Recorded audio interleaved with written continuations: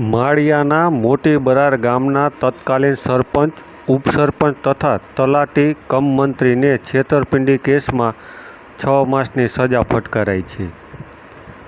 વર્ષ 2011માં માળિયા તાલુકાની મોટી બરોર ગ્રામ પંચાયતના હેડમાં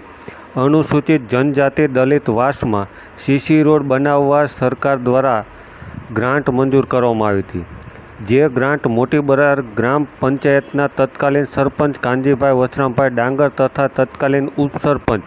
ફતુભા જસુભા જાડેજાને સોંપવામાં આવી હતી ને આ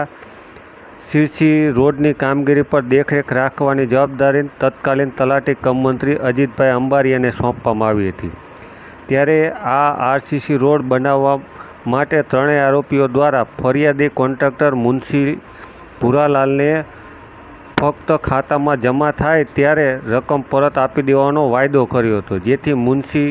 ભૂરાલાલે આ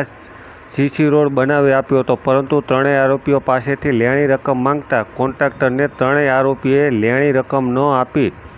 પંચાયતના રોજમેળમાં ખોટી એન્ટ્રી બતાવી ખોટા વાઉચર બનાવી કોન્ટ્રાક્ટરને રકમ આપી દીધું હોવાનું દેખાડી 22,775 બારોબાર ચાઉં કરી જતા સમગ્ર મામલે મુનશી ભૂરાલાલે પોલીસ ફરિયાદ નોંધાવી હતી અને આ કેસ કોર્ટમાં ચાલી જતા ગઈકાલે માળિયા મિયાણાના judicial magistrate first class Arjunsinh દ્વારા ફરિયાદી પક્ષના વકીલોને દલાલોને માન્ય રાખી ત્રણેય આરોપીઓ કાનજીભાઈ વસરામભાઈ ડાંગર, ફતુભા જસુભા જાડેજા તથા અજીતભાઈ અંબારિયાને કસૂરવાન ઠેરવી ત્રણેય આરોપીઓને